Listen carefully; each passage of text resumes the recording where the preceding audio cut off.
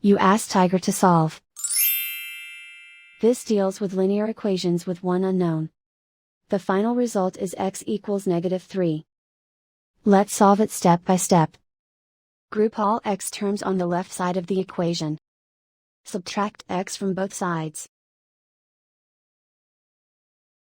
Group like terms.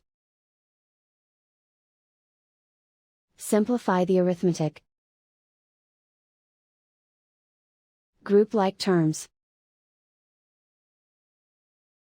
Simplify the arithmetic.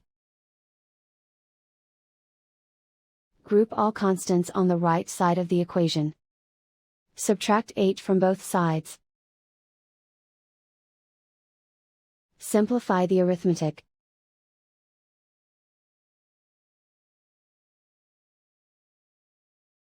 Isolate the x. Divide both sides by 3. Simplify the fraction. Find the greatest common factor of the numerator and denominator. Factor out and cancel the greatest common factor.